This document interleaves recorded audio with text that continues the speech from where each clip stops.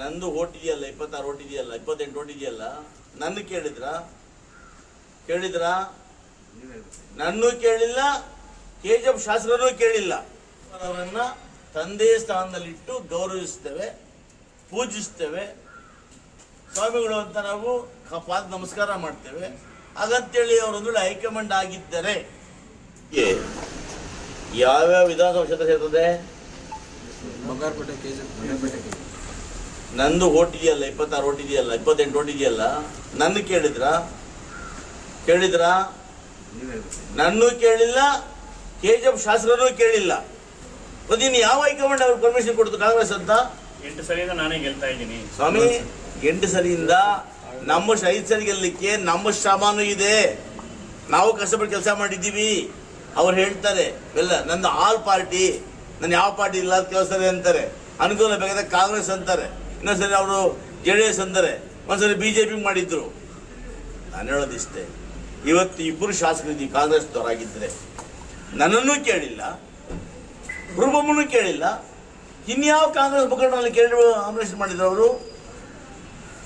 ನನ್ನ ಪ್ರಕಾರ ಅವ್ರು ನನ್ನ ಕೇಳಲೇ ಇಲ್ಲ. ಅವ್ರು ನಾಮಿನೇಷನ್ ನನಗೆ ಗೊತ್ತೂ ಇಲ್ಲ.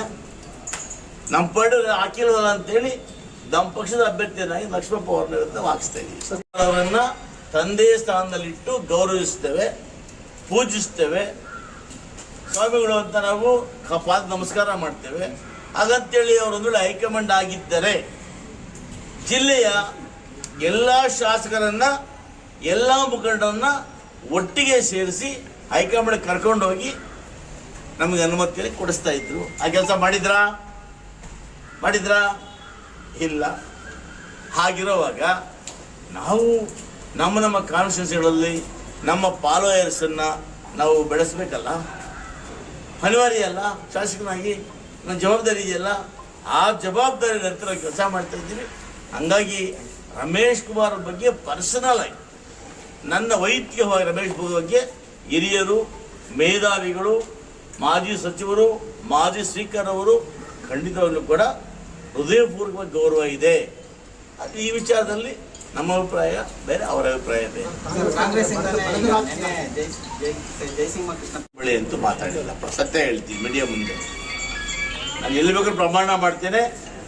ನನ್ನ ಬಳಿ ಅಂತೂ ಕೂಡ ಆ ಡಿಲಿಮಿಟೇಷನ್ ಮಾಡೋ ಯಾವಾಗಲೂ ಒಂದು ಬಾರಿ ಬಂದೋಗಿದ್ದು ಬಿಟ್ಟರೆ, ಚುನಾವಣೆ ಸಂಬಂಧವಾಗಿ 3 ತಿಂಗಳು 4 ತಿಂಗಳಿಂದ ನನ್ನ ಬಳಿ ಒಂದು ದಿವಸ ಕೂಡ ದೂರವಾಣಿಯಲ್ಲೂ ಮಾತಾಡಿಲ್ಲ, ಖುದ್ದಾಗಿ ಮಾತಾಡಿಲ್ಲ. ಖಂಡಿತವಾಗ್ಲೂ ನನ್ನ ಬಳಿ ಹಿರಿಯರಾಗಿರ್ತಕ್ಕಂಥ ಜಯಸಿಂಹ ಕೃಷ್ಣಪ್ಪನವರು ಮಾತಾಡಿಲ್ಲ. ನಾಮಿನೇಷನ್ ಪ್ರೊಸೆಸ್ಗೆ ರೂಪಾ ಮೇಡಮ್ ಅವರು ಗೈರಾಗಿದ್ದಾರೆ. ಮೊನ್ನೆ ಬಂದಿಲ್ಲ, ನಿನ್ನೆ ಬಂದಿಲ್ಲ, ಇವತ್ತು ಬಂದಿಲ್ಲ. ಹೌದು, ಅವರ ಸ್ವಂತ ಕೆಲಸಕ್ಕೆ ಇರ್ಬೋದು, ಬರ್ತಾರೆ ಮೇಡಮ್. ಆ ಥರ ಏನಿಲ್ಲ. ಬೆಳಗ್ಗೆ ಕೂಡ ನಮಗೆ ಮೇಡಮ್ ಅವರು ನನಗೂ ಫೋನ್ ಮಾಡಿದ್ರು, ಗೋವಿಂದಗೌಡರು ಫೋನ್ ಮಾಡಿದ್ರು. ನಾವೆಲ್ಲ ಮೇಡಮ್ ಅವರು ನಾವು ಒಟ್ಟಿಗೆ ಏನೇ ಮಾಡಿದ್ರು ಕೂಡ ಎರಡೂ ಕಾನ್ಸ್ಟಿಟ್ಯೂನ್ಸಿಯಲ್ಲಿ ಇಬ್ಬರು ಮಾತಾಡ್ಕೊಂಡೇ ಮಾಡ್ತೀವಿ. ಹಂಗಾಗಿ ಮೇಡಮ್ ಅವ್ರದ್ದು ಯಾವುದು ಕೂಡ ಅಭ್ಯಂತರ ಇಲ್ಲ. ಅವರು ಕಾಂಗ್ರೆಸ್ ಪಕ್ಷದ ಪರವಾಗಿದ್ದಾರೆ, ಕಾಂಗ್ರೆಸ್ ಪಕ್ಷದ ಅಭ್ಯರ್ಥಿಗಳ ಪರವಾಗಿದ್ದಾರೆ.